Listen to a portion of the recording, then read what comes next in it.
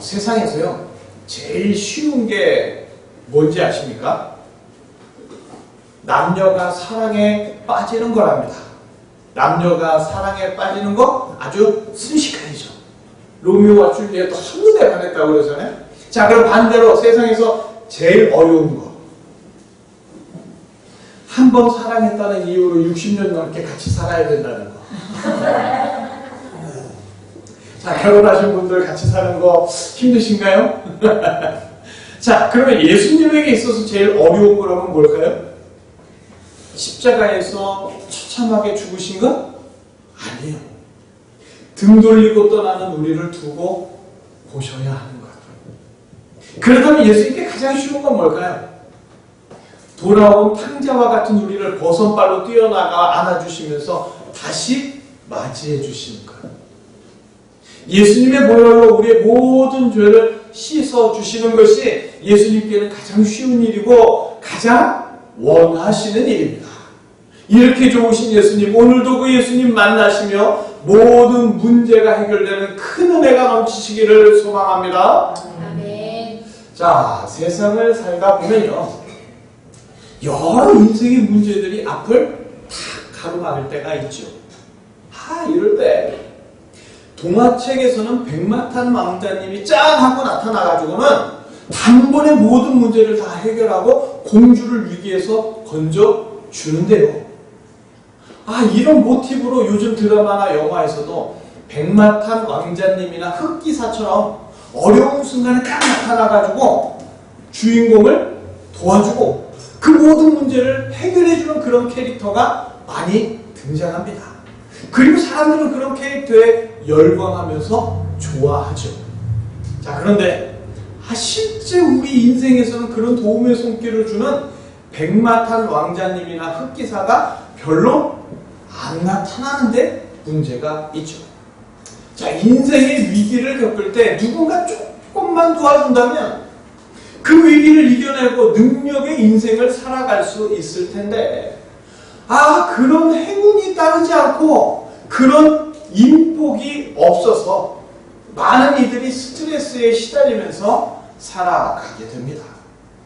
자, 매스컴에 나오는 소위 성공했다고 하는 사람들의 인생 이야기를 들어보면 솔직히 우리하고 크게 다를 게 없어요. 불행하게도 그들과 우리가 다른 건 시기적절한 행운, 찰떡같은 인복이 없었다는 거예요. 자, 능력이라는 거는요, 운에 따라서 좌우되는 경우가 참 많은 것 같아요. 그래서 인생은 불공평한 것 같고 한숨 속에서 살게 되는 것 같지 않으십니까? 자, 오늘 성경의 이야기는 비록 짧게 기록되었지만 아주 복잡하고 긴박한 상황이 반전에 반전을 거듭하고 있습니다. 자, 모압을 정벌하겠다고 뭉친 남유다, 북이스라엘, 그리고 에돔 등 세 나라의 연합군은 메마른 에돔 광야길로 7일길이나 들어왔어요. 하지만 길을 잃고 헤매다가 마실 물도 없어서 매우 곤란한 처지에 놓이게 되었죠. 이 문제를 해결하려고 세 왕들은 엘리사를 찾아갔습니다. 그리고 엘리사는 북이스라엘에 대한 분노를 가라앉힌 다음에 하나님께 예언을 받아서 개천을 많이 파라 하는 하나님의 말씀을 세 나라 연합군에게 전하게 됩니다. 자, 그런데 이미 지친 병사들이 낮부터 밤까지 개천을 팠는데 아침이 될 때까지도 물은 한 방울도 나오질 않았죠. 아주 커다란 인공호수 웅덩이가 수십만 연합군의 무덤으로 변할 수도 있는 그런 상황. 그런 상황에서 엘리사가 아침 소재를 드릴 때 에돔에서부터 어마어마한 물이 갑자기 흘러들어와 엄청난 호수를 만들게 되었죠. 자, 그런데 목마른 병사들이 물을 마시고 심지어 땀에 젖은 그 몸을 물에 담그고 있을 때 이미 모압의 사람들은요, 새 연합군의 동태를 살피고 있었다는 거예요. 갑옷을 입을 만한 자로부터 그 이상이 다 모여서 만반의 준비를 마치고 적의 공태를 예의주시하고 있습니다. 자, 이 세 나라의 연합군은 광야에서 길을 잃고 헤매다가 많이 지친 상태이지만 모압군은 최상의 상태에서 유리한 지형까지 차지하고 세 나라 연합군을 살피고 있다가 그 세 나라의 군병들이 방심하고 있는 것 같을 때 밀려 내려오기 시작합니다. 이제 겨우 갈라진 목에 물을 축이면서 죽음을 모면했을 뿐인데 전쟁 준비가 되어 있지 않은 이 세 나라의 연합군들은 지금 현재 무방비로 노출된 거나 다름이 없다는 거예요. 자, 모압군이 지금 이 상태에서 밀고 내려오면 그대로 다 죽게 될 불쌍한 세 연합군들의 처지. 자, 이들은 이제 어떻게 될까? 이대로 무능력하게 패하고 마는 걸까요? 자, 인간은 무능력한 걸 굉장히 싫어하죠. 그런데 처음 인간은 무능력하지 않았습니다. 천지를 창조하신 하나님은 무엇이든지 해낼 수 있고 항상 승리할 수 있는 능력을 인간에게 주셨어요. 그래서 인간은 똑같은 피조물인데도 불구하고 하나님의 형상이 있기 때문에 다른 피조물들을 정복하고 다스리며 능력으로 살 수 있었습니다. 안 될 것 같은 게 있으면 하나님이 함께 하시면서 가능하도록 만들어 주셨어요. 바로 이게 인간이 가진 능력의 실체였습니다. 그런데 인간은요, 하나님이 없이 할 수 있는 자기만의 능력이 없다는 걸 아쉬워하기 시작합니다. 그리고 하나님 없이 능력을 갖추고 싶어 할 때 하나님이 금지한 선악과가 모든 능력을 줄 수 있는, 모든 것을 해결해 줄 수 있는 최선의 해결책처럼 보이기 시작했어요. 그리고 그 유혹에 넘어가서 선악과에 손을 대며 인간은 죄를 범하고 타락하게 되었습니다. 그렇게 타락한 인간은 모든 능력을 얻는 게 아니라 모든 능력을 잃어버리고 말았습니다. 인간에게 무한한 능력이 되어주시던 하나님을 떠났으니까 어찌 보면 당연한 결과이겠죠. 그러나 하나님을 떠난 것이 가장 큰 문제라는 걸 타락한 인간은 망각하고 살아갑니다. 하나님 없는 인간에게 가장 큰 문제가 뭐냐? 다름 아닌 죽음이죠. 어느 누구도 피할 수 없고 패할 수밖에 없는 죽음의 문제. 그뿐만 아니라 인간은 세상을 살아가면서 간단한 문제에도 허덕이고 해결하지 못하는 마치 꽉 막힌 고구마가 목구멍을 차지하고 있는 것 같은 그런 힘겨운 인생을 하루하루 살아가고 있을 뿐입니다. 자, 오늘 성경으로 다시 돌아와 보죠. 에돔에서부터 엄청난 물이 흘러 들어올 때만 해도 세 연합군은 너무 좋았어요. 모든 문제가 다 해결되는 것 같았습니다. 그러나 세 연합군이 지금 있는 곳이 어디예요? 전쟁터예요. 그리고 이미 세 연합군을 모압은 면밀하게 살피고 있습니다. 느닷없이 땅을 파고 있는 걸 똑똑히 지켜봤어요. 밤이 지나 아침이 되었을 때 습격하기 가장 좋은 때라고 판단하고 준비하고 있었습니다. 이제 모압이 밀고 내려오면 유다, 이스라엘, 에돔은 그대로 패할 수밖에 없어요. 그런데 바로 이때 하나님의 역사가 일어나는 겁니다. 아침에 모압의 정찰대와 모압의 수뇌부가 내려다보고 있는데 해가 물에 비치는 것이 마치 큰 웅덩이에 피가 가득한 것처럼 착각하게 만드신 거예요. 모압은 이 지형을 잘 알고 있어요. 그곳은 물이 절대 있을 수 없는 장소입니다. 그런데도 땅을 파고 있었어요. 저 멍청한 것들이. 그리고 저녁이 되고 밤이 되자 계속 개천을 파자는 자들과 이제는 못 파겠다, 엘리사 어딨냐 내가라 하는 자들의 웅성거리며 다투는 소리가 멀리까지 다 들린 거죠. 이건 누가 보더라도 내란의 징조처럼 보였습니다. 그리고 아침에 내려다 보았을 때 하나님께서 그 큰 웅덩이에 물을 채우셨을 거라는 건 생각도 할 수 없었기 때문에 당연히 서로 싸우다가 수십만 명의 피가 가득한 피 웅덩이로 보이도록 하나님께서 착각을 일으키신 거예요. 그래서 모압 사람들은 유리한 고지에서부터 야 이제 노략하러 가자 외치며 가벼운 복장에 갑옷은 다 벗어두고 전리품을 챙기러 마대자루 한 개씩 들고 칼이 아닌 마대자루만 들고 서로 경쟁하듯이 몰려 내려가기 시작합니다. 그리고 최소 수만 10만 이상의 모압 군병들이 더 많은 전리품을 욕심내면서 아래를 향하여 내려 달려갈 때 갑옷을 다 벗은 채로 무기도 없이 달려오는 모압의 군대를 향하여 세 나라의 연합군들은요 물을 마시다가 피곤한 몸을 물에 씻다가 쟤네 뭐지 하고 칼과 창을 들이대기만 하면 됐다는 거예요. 맨몸을 창칼에 들이대는 아주 이상한 현상이 벌어지고 만 거죠.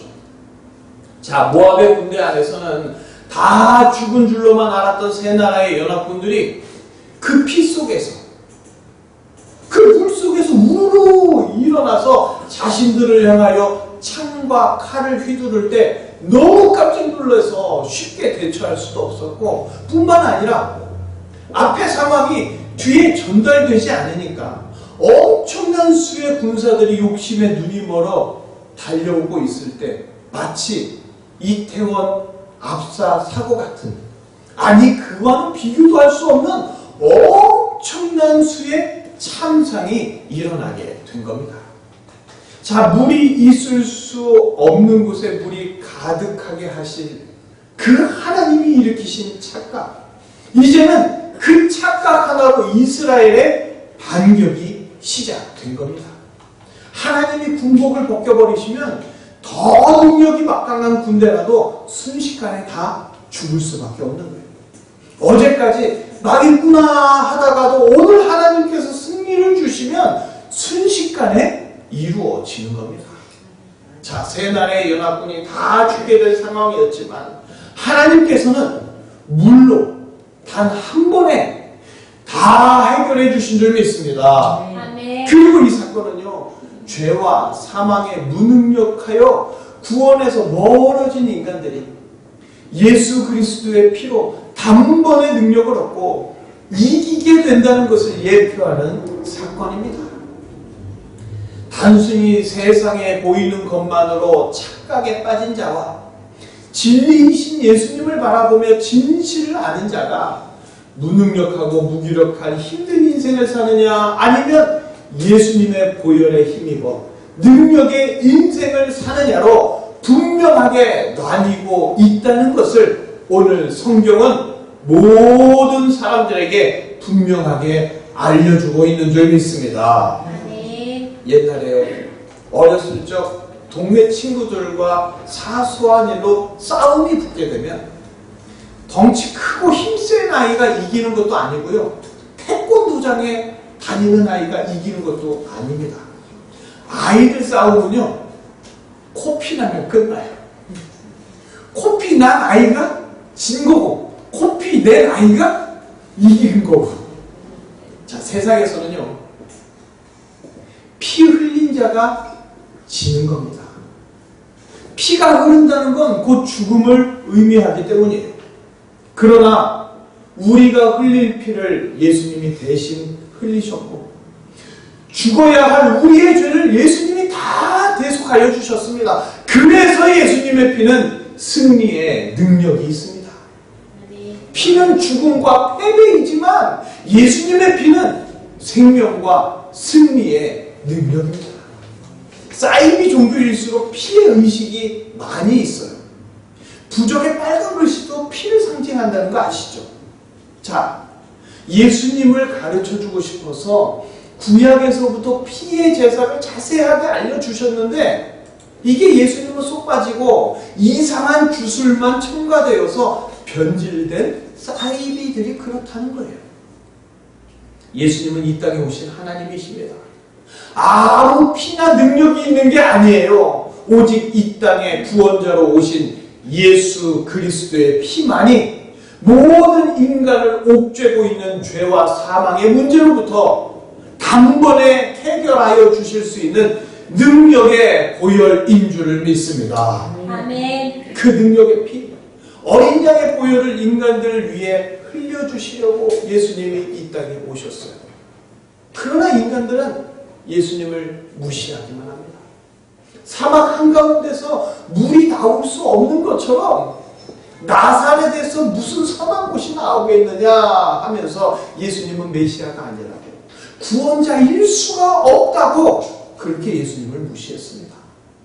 구약에서부터 소와 양의 피로 제사 드리게 한 것이 바로 어린 양 되신 예수님의 죽으심과 그 흘리신 보혈의 능력을 알려주시기 위한 것이었는데, 미련한 인간들은 주술적인 의미로만 제사를 받아들일 뿐 그것이 예수님으로 연결되어서 인간의 모든 죄와 사망의 문제가 한 번에 해결될 것이라는 걸 전혀 생각하지 못했습니다. 그저 힘이 없어서, 그저 능력이 없어서 예수님이 붙잡히고 맞고 십자가에 대롱대롱 매달려서 죽임 당하는 줄로만 알았어요. 그래서 무능력한 예수님을 향해 사람들은 십자가에 못 박으라고 고함을 지르고 욕을 하고 무시하며 그렇게 예수님께 등 돌려버렸습니다. 그러나 그렇게 예수님께 등을 돌리고서 이 땅에 오신 구원자에게서 등을 돌리고서는 여전히 인간은 죄와 사망의 덫에서 무능력의 늪에서 헤어나오지 못하는 안타까운 인생을 살아가고 있는 겁니다. 죄와 사망의 덫에 걸려 언제 죽을까 두려워하며 막연한 불안감 속에 살아가는 무능력한 인간들에게 예수님은 그 무능력한 인생을 단번에 해결해 주시겠다고 이 땅에 오셔서 그렇게 많이 알려주셨습니다. 요한복음 2장 1절부터 11절까지 우리 잘 아시는 사건인데 우리 저와 한 절씩 한번 읽어보도록 하겠습니다. 사흘째 되던 날 갈릴리 가나에 혼례가 있어 예수의 어머니도 거기 계시고 예수가 그 시절에도 혼례의 정함을 받았더니 포도주가 떨어진지라 예수의 어머니가 예수에게 이르되 저들에게 포도주가 없다 하니 예수께서 이르시되 그것과 나와 무슨 상관이 나이까 내 때가 아직 이르지 아니하였나이다. 그의 어머니가 하인들에게 이르되 너희에게 무슨 말씀을 하시든지 그대로 하라 하니라. 너희의 유대인의 정결을 실시다가 제사장들은 돌 항아리 6이 이었는지라. 예수께서 그들에게 이르시되 항아리에 물을 채우라 하신즉 아귀까지 채우니 이제는 떠서 연회장에 갖다 주라 하시니 갖다 줬더니 연회장은 물로 된 포도주를 맛보고도 어디서 났는지 알지 못하되 물동은 하인들은 알더라. 연회장이 신랑을 불러 마을에 사람마다 먼저 좋은 포도주를 내고 취한 후에 낮은 것을 내거늘 그들은 지금까지 좋은 포도주를 부었도다 아니라. 함께 읽겠습니다. 예수께서 이 첫 표적을 갈릴리 가나에서 행하여 그의 영광을 나타내시매 제자들이 그를 믿으리라. 아멘. 성경이 기록하고 있는 예수님의 첫 표적, 첫 번째 기적입니다. 예수님은요, 이 땅에 죽기 위해 오셨어요. 그래서 예수님의 첫 표적, 첫 번째 기적은 피를 의미하는 포도주였고요. 그 예수님의 피로 모든 죄의 문제를 해결받고 영원한 생명을 얻게 된 자는 마지막에 어린 양의 혼인잔치에서 포도주를 마시며 예수님의 보혈을 영원히 찬양하는 겁니다. 물이 변하여 포도주가 되는 것처럼 예수님의 보혈로 인하여 죽음 앞에 무능력했던 인생이 죄와 사망을 이기는 능력의 인생으로 변화됩니다. 에돔 광야에서 깊게 판 웅덩이의 물을 피처럼 보이게 하셔서 죽을 수밖에 없던 세 나라 연합군의 문제를 한 번에 해결하신 능력은 바로 모든 인간들의 죄와 사망의 문제를 한 번에 해결하신 어린 양 예수님의 보혈의 능력에 대한 예표인 줄을 믿으시기를 바랍니다. 아멘. 예수님의 피로 죽음이 영생으로 한 방에 바뀌었어요. 이것이 능력입니다. 아무리 상상을 동원해도 인간의 능력은 거기서 거기에요. 그러나 예수님의 능력은 죄와 사망까지도 이기고 영원히 죽을 자를 영원히 살려주시는 가장 근본적인 문제를 해결하고 모든 문제를 해결하는 그런 능력입니다. 주의 보혈 능력이 또다 주의 피 믿어 주의 보혈 그 어린 양의 매우 귀중한 피로다. 예수님의 피가 능력입니다. 그래서 우리는요 그 피를 그냥 피가 아니라 보혈, 보배로운 피라고 그렇게 고백하는 겁니다. 죄와 사망까지도 단번에 해결하신 예수님의 보혈이 해결하지 못할 것이 무엇이 있겠습니까? 모든 인생의 답은 바로 예수님입니다. 아주 간단한 해결이 선물로 허락된 거예요. 모든 죄를 씻어주시고 사망에서 건져내어 주시며 영생을 주시는 승리의 능력이 있는 그 예수님의 피가 우리의 모든 문제를 해결할 수 있는 능력임을 알고 믿는 자만이 능력의 인생 살게 될 줄 믿습니다. 아멘. 하나님을 떠난 것이 가장 큰 문제인데 그걸 자각하지 못하고 도저히 피할 수 없는 죽음의 문제 앞에서 두려워하면서 또한 세상을 살아가면서 간단한 문제 앞에도 어쩔 줄 몰라 하는 꽉 막힌 고구마 같은 인생을 힘겹게 살아가고 있는 인간들, 그런 인간들은 징계를 받아서 더 무능력해져야 될 텐데 오히려 하나님 아버지는 인간들을 불쌍히 여기셔서 독생자를 보내주십니다. 예수님이 흘리신 대속의 피로 모든 인간의 죄를 씻어주시고 하나님이 없어도 된다는 심각한 착각에서 벗어나서 예수님을 통하여 천지를 주관하시는 하나님을 알도록 진실을 알도록 역사해 주십니다.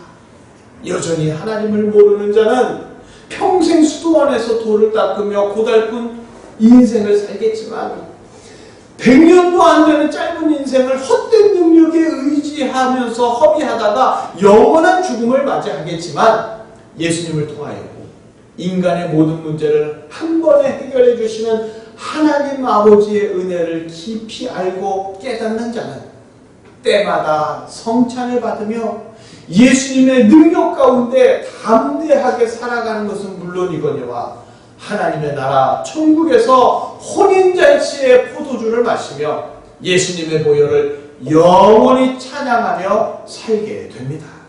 이 하나님 아버지의 은혜가 날마다 믿는 자들에게 힘이 되고 능력이 되시는 줄 믿습니다. 아멘.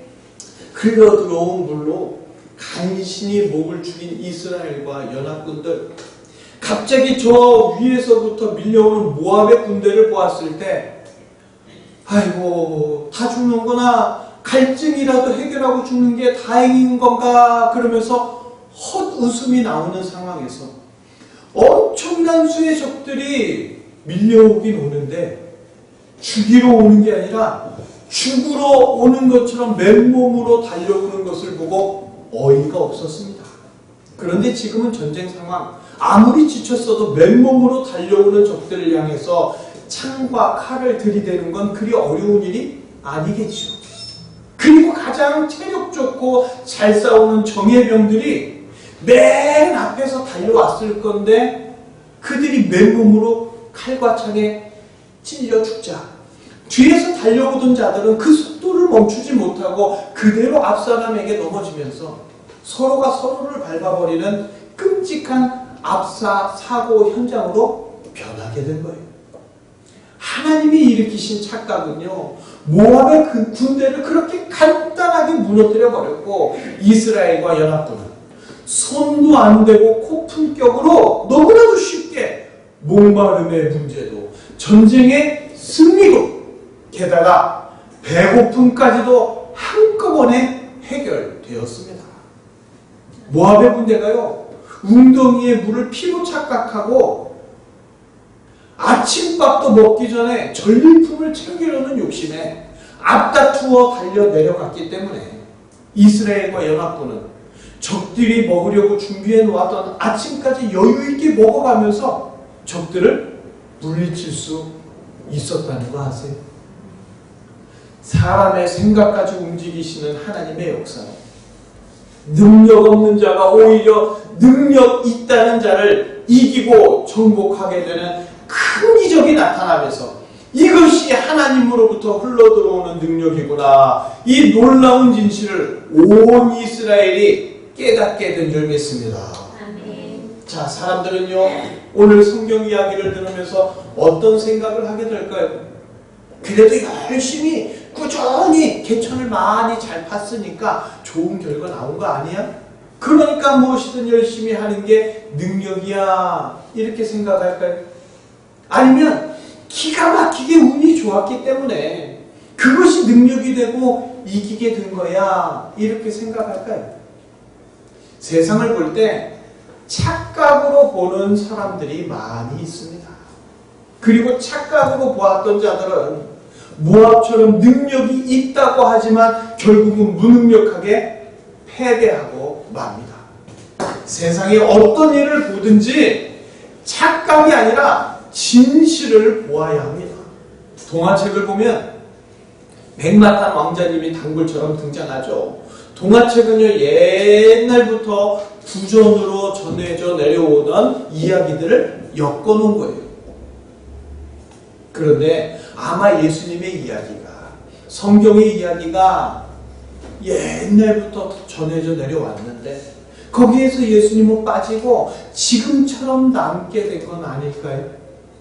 예수님만 빼고 흥미있는 이야기거리만 남긴 인간이 타락한 증거가 동화책 이야기 아닐까요? 자, 성경이든 동화책이든 지금까지 착각했다면 이제부터라도 진실을 볼 수 있어야 합니다. 누구든지 예수님만 믿으면 그 피로, 그 보혈로 이 모든 인생의 문제가 단번에 해결될 줄로 믿습니다. 모든 사람들이 그토록 기다리던 백마탄 왕자님, 꿈속에 그리던 흑기사가 바로 예수님입니다. 예수님이 우리 인생에 짠 하고 나타나셔서 모든 문제를 해결해 주시고 가장 좋은 길로 인도해 주십니다. 우리는 그냥 그 예수님을 믿기만 하면 되는 거예요. 참 쉽죠? 자, 그러나 예수님을 외면하면 죄와 사망에 무릎 꿇고 지옥으로 끌려가는 무능력한 인생으로 종결되고 맙니다. 성도는요, 이 세상에서 가장 뒷배가 든든한 자입니다. 소위 말하는 백이 빵빵한 사람들이에요. 언제나 예수님께서 성도의 인생에 함께 하시면서 어떤 문제가 가로막아도 단번에 해결해 주시기 때문이죠. 그런데 성도라고 하면서도 예수님의 능력을 착각하게 되면 겨우 알라딘의 램프 정도로만 예수님을 축소시키고 예수님을 무시하면서 오히려 교회 안에서 무능력한 인생을 살게 됩니다. 예수님은 성도를 위해 모든 피를 흘려주셨어요. 물로 모든 것을 해결하신 주님의 역사로 인하여 이스라엘 연합군이 모압의 경계를 넘었던 것처럼 예수님이 죽으시고 피를 흘려주심으로 인하여 죄와 죽음의 경계가 완전히 무너지게 되었습니다. 그래서 성도에게는 예수님의 피, 예수님의 그 보혈이 가장 큰 능력입니다. 모든 죄를 씻어주신 예수님의 보혈을 생각하면 미운 사람도 밉게 보이지 않고 오히려 사랑스러워 보이는 거고요. 죽음에서 건지신 예수님의 보혈을 바라보면 인생의 어떤 문제도 지극히 작게 보일 뿐입니다. 성도에게 예수님의 보혈보다 더 큰 능력은 없습니다. 언제나 예수님의 보혈을 찬양하면서 사는 자, 그가 바로 예수님의 성도인 줄 믿습니다. 아멘. 세상 사람들이 우리를 향해 비아냥거리면서 핀잔하듯이 하는 말이 있어요. 많이 들으셨죠? 예수가 밥 먹여주냐? 자, 천지를 지으신 창조자, 지금도 모든 만물을 주관하시는 전능하신 분, 유일한 구원자가 바로 나를 위하여 죽으시고 모든 피를 흘리시며 생명을 주셨는데 그분이 그깟 밥도 못 먹여 주시겠습니까? 예수가 밥 먹여주냐? 오히려 이 말을 하는 세상 사람들이 착각하고 있는 거예요. 예수님은 우리에게 밥도 먹여주시고 옷도 입혀주시고 재미있게 놀게도 해주시고 이 세상에서 질릴 만큼 질리면 영원히 질리지 않는 하나님의 집 천국으로 친히 인도해 가시고 그렇게 예수님은 우리를 목자가 양을 인도하듯이 완벽하게 인도해 주십니다. 아멘. 우리는 무엇이 착각이고 무엇이 진실인지 분명하게 알고 판단해야 합니다. 어린이날을 앞두고 있죠. 오늘 그래서 어린이 주일로 해서 아이들과 함께 소풍을 갈 거예요. 자, 우리는 아이들에게 최대한 좋은 걸 주며 좋은 교육을 시켜주려고 온 힘을 쏟습니다. 왜 그렇게 합니까? 아이들이 밝게 자라면서 잘못된 착각에 빠지지 않고 육체도 정신도 영적으로도 건강하게 자라기를 바라기 때문이죠. 자, 그럼 우리 아이들에게 뭘 가르쳐 줄 거냐는 거예요. 세상의 지극히 작은 지식에 매일같이 파묻혀 살면서 교과서의 내용은 잘 아는데 세상의 진실을 모르는 무능력한 아이로 키우겠느냐 하는 겁니다. 그럴 수는 없죠. 착각 속에 사는 것이 아니라 진실을 알고 살아가도록 어떤 문제를 만나도 능히 해결해 나갈 수 있는 능력 있는 아이들로 그렇게 키워야 하지 않겠습니까? 아멘. 그렇다는 답은 하나입니다. 바로 예수님을 가르쳐 주어야 하고 예수님의 보혈로 살아갈 수 있도록 어른들이 본을 보여주어야죠. 우리는 팬데믹 3년 동안요 아이들을 착각에 빠뜨려 버렸습니다. 예수님보다 건강이 중요하다라는 아주 심한 착각을 심어 주었습니다. 그러나 이제라도 우리의 모든 문제를 한 번에 해결해 주실 분은 오직 예수님 뿐이라는 것을 분명한 진실, 변하지 않는 진리를 아이들에게 가르쳐 주어야 합니다. 아멘. 우리도 우리의 아이들도 착각이 아니라 진실을 마주대야 하며 예수 보혈의 능력으로 하루하루 살아가기를 소망합니다. 아멘. 세상에서는 피를 보면 패배한 게 되어 무능력한 게 됩니다. 그러나 우리는 예수님의 피, 예수님의 보혈을 보고 경험할 때마다 더 큰 능력으로 살아갈 수 있게 됩니다. 그런데 세상에서 살다 보면 세상이 말하는 착각에 휘말려서 예수님의 보혈보다 다른 게 더 중요하게 보일 때도 있고 다른 게 더 나에게 능력이 될 것처럼 생각될 때도 있고 나를 힘들게 하는 문제들을 예수님의 보혈이 아니라 세상의 것들이 해결해 줄 수 있는 것처럼 헷갈리게 될 때도 있습니다. 그래서 우리에게는 찬양이 필요한 거예요. 많은 찬양이요 예수님의 보혈을 감사하고 예수님의 보혈을 찬양하며 영광 돌리고 있습니다. 찬양은 세상의 가치관이 아니라 예수님의 보혈의 중심을 두도록 우리의 영혼을 자극하고 있어요. 그래서 예수님의 보혈을 찬양하다 보면 그 보혈의 능력으로 날마다 충만해져서 세상 어떤 문제 앞에서도 능히 이겨낼 수 있는 능력의 인생을 나도 모르는 사이에 살고 있게 되는 거죠. 예수님의 보혈이 우리의 모든 문제를 한 번에 해결하여 주실 유일한 능력임을 믿으시기를 바랍니다. 그래서 날마다 찬양하는 가운데 세상의 착각이 아니라 예수님의 보혈이 우리의 능력이라는 이 진실 속에 거하며 물이 포도주로 바뀌듯이 예수님의 보혈로 무능력한 우리의 인생이 능력이 차고 넘치는 성도의 인생으로 변화되어지기를 주님의 이름으로 축복합니다. 기도하시겠습니다.